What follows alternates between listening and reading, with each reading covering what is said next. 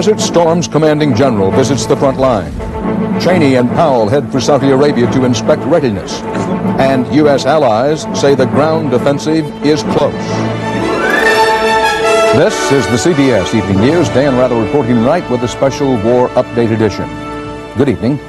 For the first time in 4 days, air raid sirens sounded in Saudi Arabia tonight, and 2 U.S. Patriot missiles were seen being fired from the capital of Riyadh. Witnesses said they saw what appeared to be one interception of a Scud missile. No word yet on whether anything struck the ground. Defense Secretary Dick Cheney and General Colin Powell left Washington this evening for Saudi Arabia. Earlier today, top British and French officials said the last and toughest phase of the war, a ground offensive, may start before the end of the month. American jets shot down at least 2 and possibly 3 Iraqi planes today as they tried to escape to Iran. Others made it across the Iranian border, but Iranian television said that some went down in flames and 4 others crashed as they tried to land on roads in Iran. Eric Ingberg in Saudi Arabia has more on the war. Okay. Allied Commander General Norman Schwarzkopf today visited frontline troops on the eve of a critical council of war here with the Defense Secretary and Joint Chiefs Chairman. With many big decisions in the offing, the U.S. brass was tight-lipped about what comes next. But their allies are openly advertising a coming ground offensive. French President Mitterrand said it will be sometime this month. The British were less specific but equally emphatic. And I believe the land war is inevitable, yes. De la Billiere, Britain's most decorated soldier who is close to Schwarzkopf, warned the Iraqis that the bombing they've suffered so far is nothing compared to what lies ahead. They can move out now if they wish to, but if they don't, then let us be quite clear that there's going to be massive air attacks on them over the weeks ahead until the ground war goes in. The general also seemed to be trying a little psychological warfare on any Iraqis who don't want to die for Saddam. I believe we're dealing with a man who uses human life as a currency to buy what he wants to achieve in this world. In Khafji, Saudi patrols urged their Arab brothers, Iraqi holdouts, to give up. But even as commanders showed off captured and destroyed weapons, the sound of gunfire from enemy snipers crackled. Again, there was little action on the ground. One U.S. pilot was glad to be back on the ground after his A-10 was shot up by Iraqis as he came back from a bombing mission. The Allies, responding to Iraqi charges that civilian areas have been bombed, asserted Iraq is now moving anti-aircraft batteries into residential zones. In the next phase of the war, B-52s, which fly so high they are rarely seen, will likely carry much of the bomb load. But the Navy has also used 2 different battleships now, including the legendary Big Mo, the Missouri, to fire at Iraqi artillery positions. Allied commanders said there will be more of the same by sea and air before the invasion is mounted.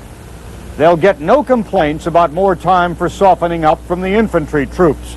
One cavalryman said, "It's not going to be an easy ride for us. As far as we're concerned, the air war can go on for another 6 months."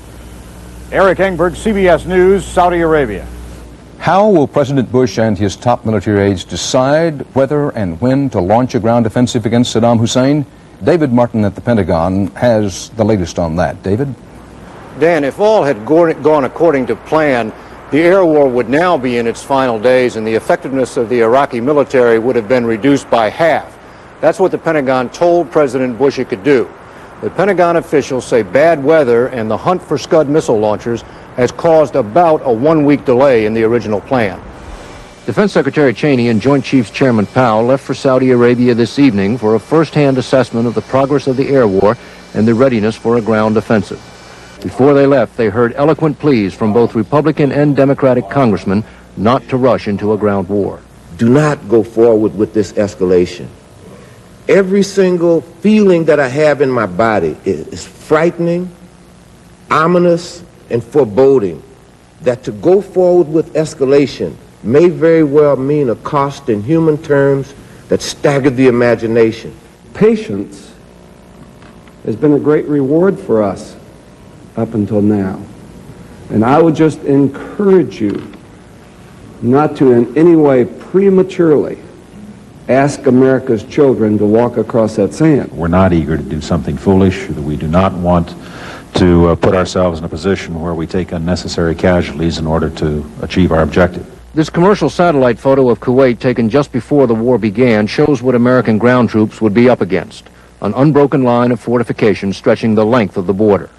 Roughly 3/4 of all airstrikes are now devoted to attacking Iraqi forces in the Kuwaiti theater.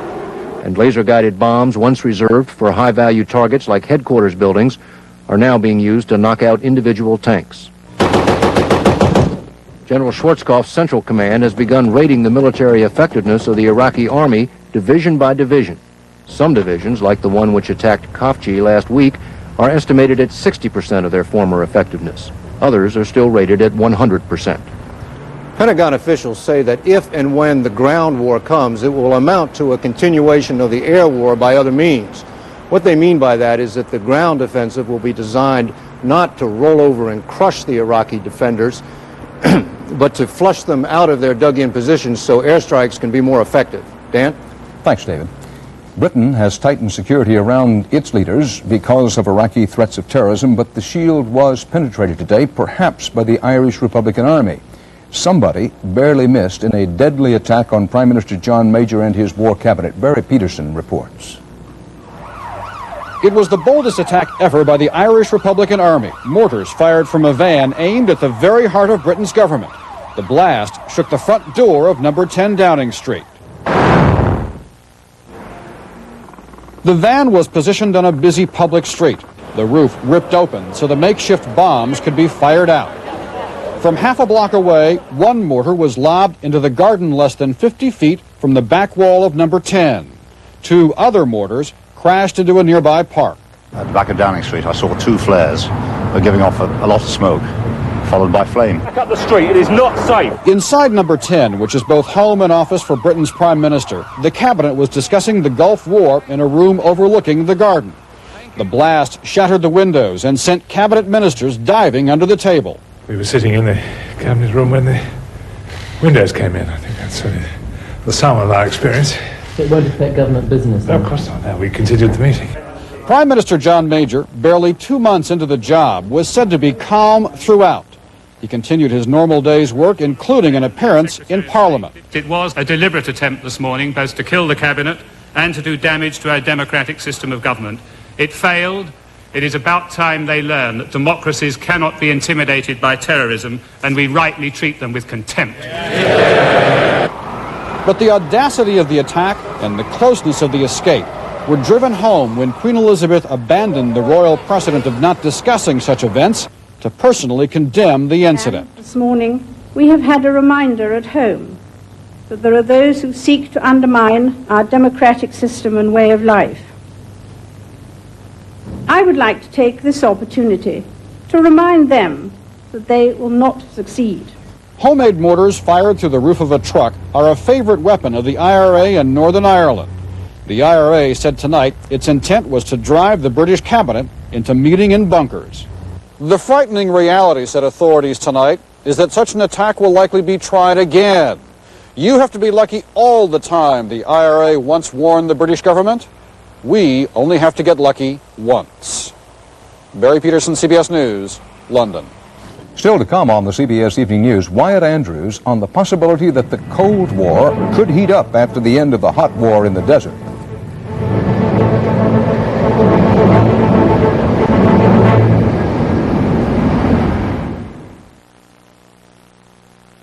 Know where I am? I'm at one of the finest resorts in the world. I love it because everything is right here. I can relax in the sun, eat marvelous food, enjoy a room with an ocean view.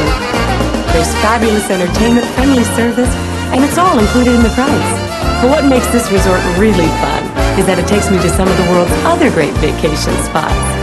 Take a 3, 4, or 7-day fun ship vacation on Carnival, the most popular cruise line in the world.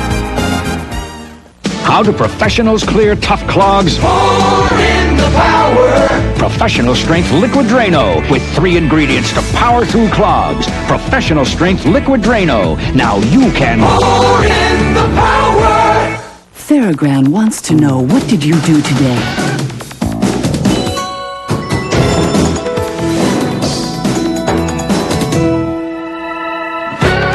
Paragran M, fine-tuned for the way you live. When 1 in 4 adults looks at dairy food, their stomach says stop. Say no now, or pay later. Antacids aren't made for this problem, called lactose intolerance. But new Dairy Ease is. It's not an antacid, but a natural nutritional supplement that helps comfortable digestion of ice cream, cheese, and milk. Now enjoy dairy food as naturally as everyone else with pleasant-tasting, chewable new Dairy Ease. 2 major U.S. arms control agreements with the Soviets are in trouble. Defense Secretary Cheney cited doubts today about Soviet intentions to honor them. This came as the U.S. Energy Department put out long-range plans for major reductions in U.S. nuclear weapons stockpiles. White House correspondent Wyatt Andrews begins our coverage. Secretary Cheney virtually declared today that the Bush White House no longer trusts the Soviets on arms control. The breaking point came when the Soviets said 3 Red Army divisions, bound by treaty to leave Eastern Europe and destroy their equipment, would instead be reclassified intact as naval infantry. We've made it clear that the Soviet interpretation of the treaty and some of their actions in connection with their conventional forces have raised serious doubts on our part, and until such time as we're satisfied of their good faith, there'll continue to be problems there as well. While Cheney is normally skeptical of Soviet intentions, his alarm at Soviet backtracking runs throughout the administration. The U.S. now is threatening not to ratify the Conventional Force Treaty signed with such fanfare last November, and Secretary Baker hinted today if the Soviets don't make good on the Conventional Force deal, nuclear arms control is also in trouble. Even though there's no formal linkage, and even though there's there is no linkage period, that tends to make it more difficult to make progress in other areas. U.S. officials see a clear connection between the relapse on arms control and the crackdown in the Baltics. Gorbachev's recent move toward more repression has meant more internal power for the military and new strong warnings from the administration that relations with the United States are in jeopardy. For the United States standpoint, we've got to see that no more force will be used against these Baltic states. Those moves towards democracy and demilitarization of the Soviet Union that we all welcomed, I think, so thoroughly in recent years now appear to be in doubt. The White House hopes that its new tough talk can help reverse Gorbachev's backtracking on arms control. Officials here say they are appealing to do business with the old Gorbachev, that the current Gorbachev is endangering his reservoir of goodwill. Wyatt Andrews, CBS News, the White House. Despite the new uncertainty about arms control, the government today issued a sweeping study that envisions dramatic reductions in the U.S. nuclear arsenal. The Department of Energy is considering plans to scale back production by as much as 85%, while shutting down and relocating some nuclear weapons facilities.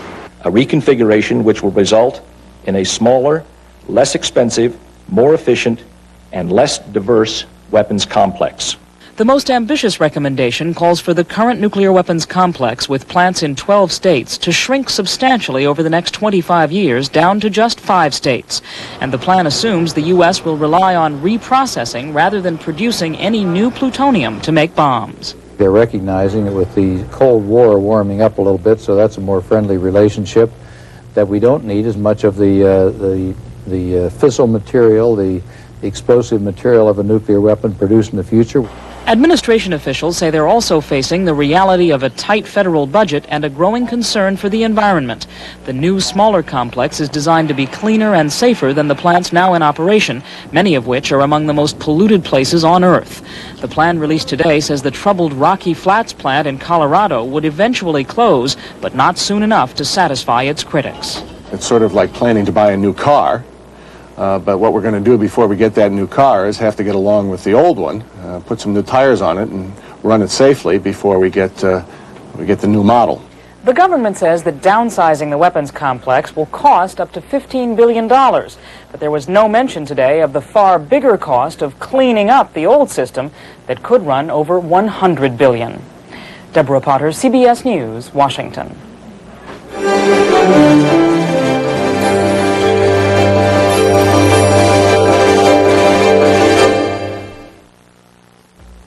The average driver puts 12 to 13,000 miles a year on a car. At Saturn, we knew this. Where and how, though, is anyone's guess. For sure, we knew people would be taking the new Saturn places and using it in ways you'd never figure or even imagine. So we tested it. We ran it 6 million miles, everywhere, sometimes nowhere.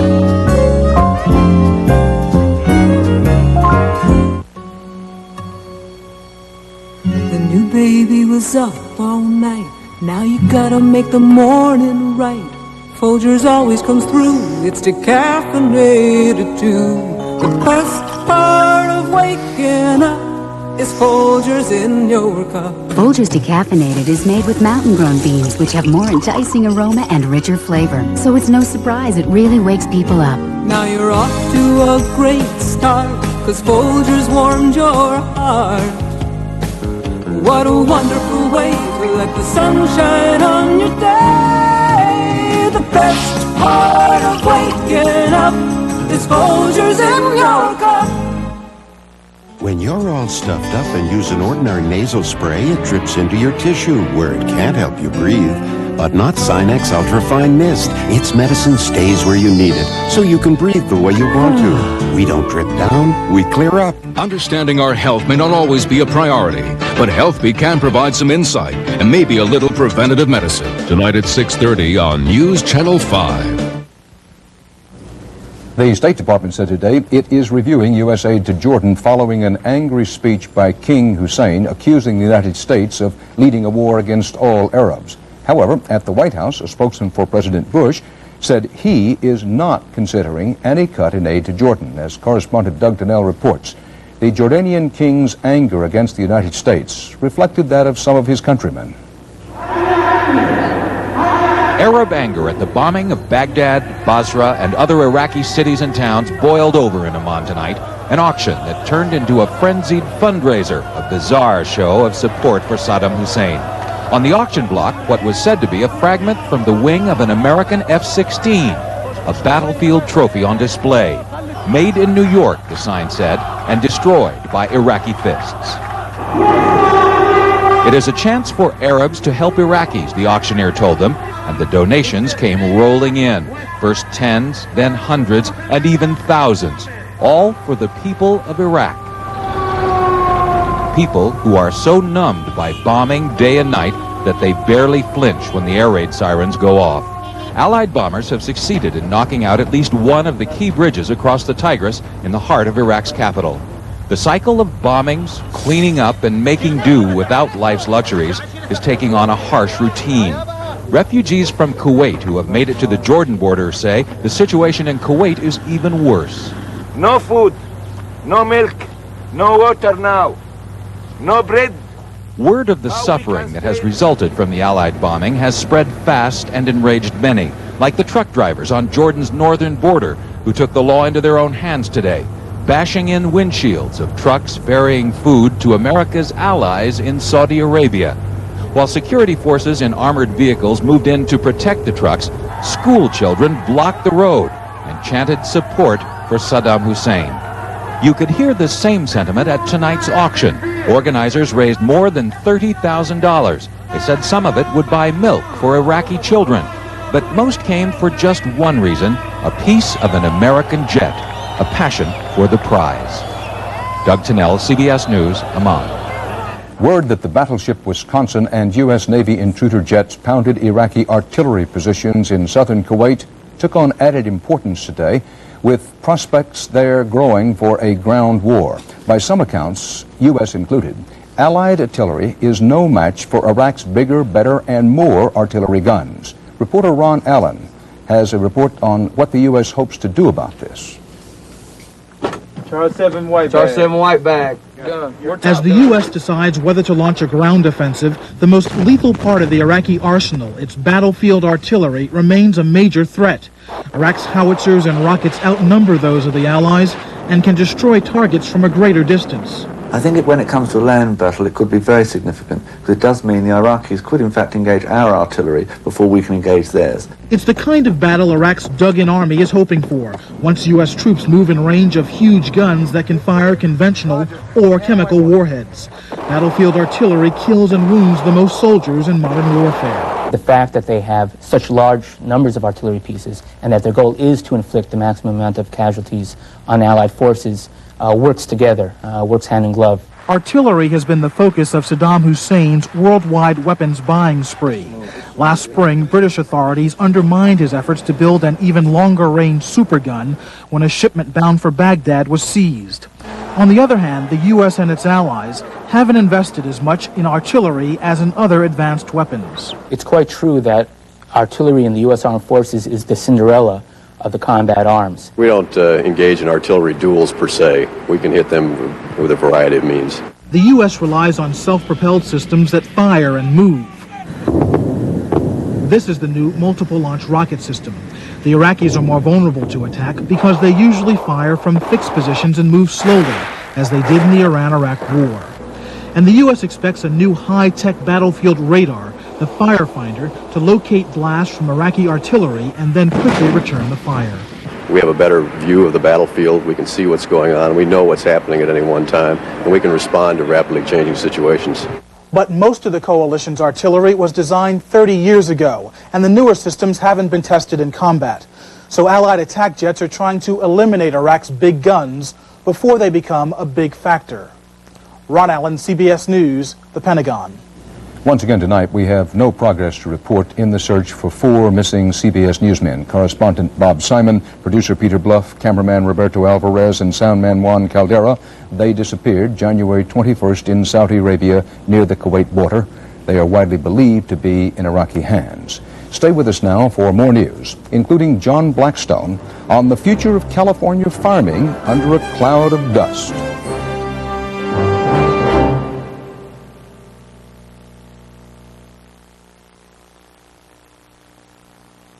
Kellogg's Cracklin' Oat Bran. So crunchy, sweet, and irresistible, it's gotten you in trouble again.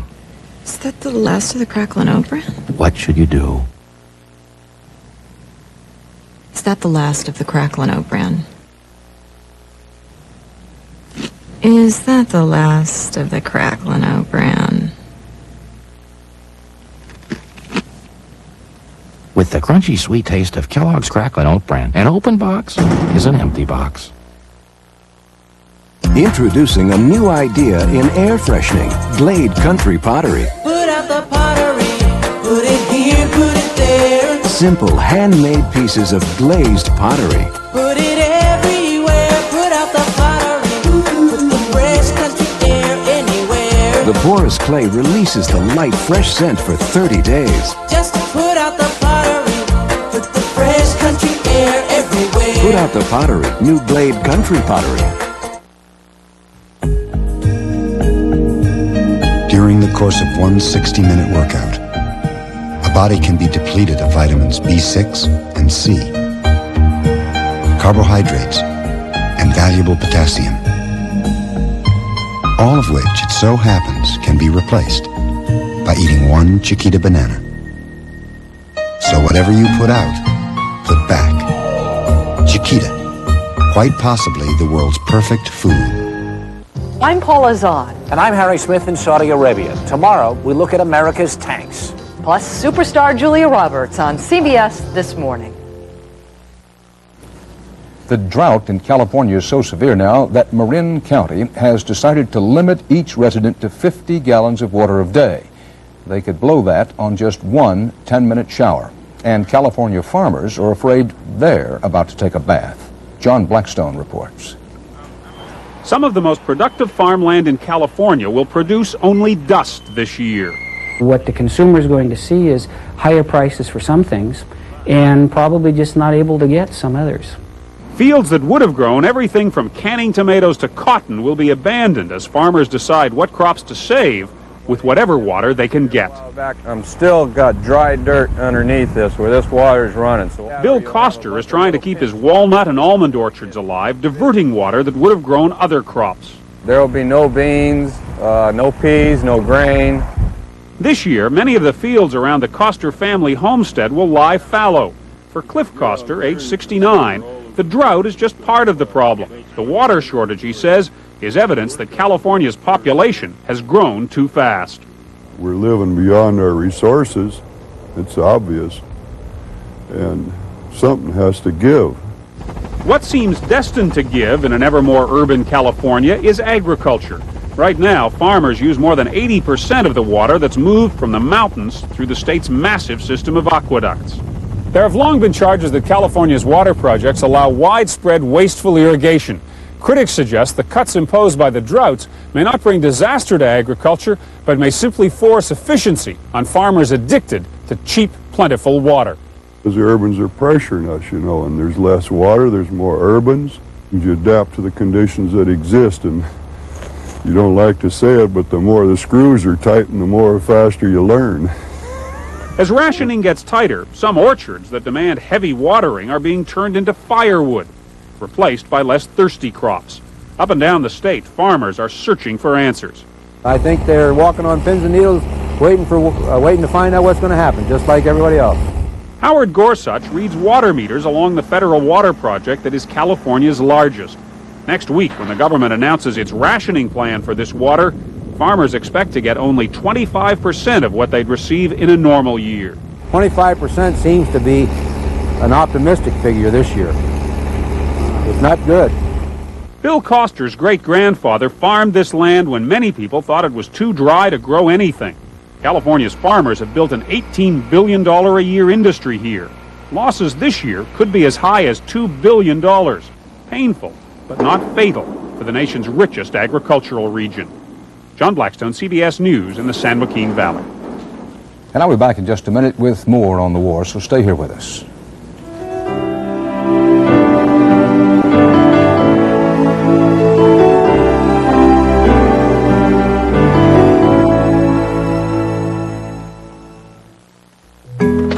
Maytag, can I help you? No. Maytag, can I help you? At Maytag, our repairmen make sure they're on top of their skills. Maytag's the name, repairs the game. Just in case.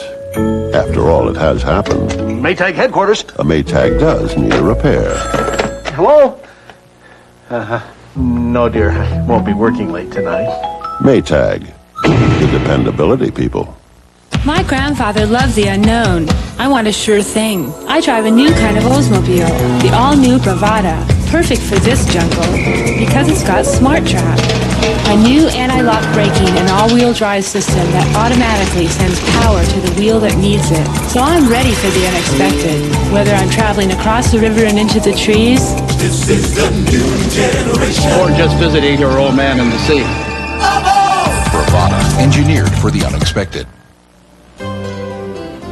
Sure, I want my family to eat healthy. Doesn't everyone? But I can still cook foods we love. I just cook them smarter. And I trust Pam to help me do that. Even healthy foods like chicken can be loaded with fat and calories cooked in butter, margarine, or oil. Look at all the fat and calories they add compared to Pam, the healthier choice. That's why we're Pam people. When they eat healthy, I'm happy. No stick Pam cooking spray. It's the healthier way to cook. This is CBS. Good evening, I'm Vicki Yates. And I'm Chris Clark. Coming up next,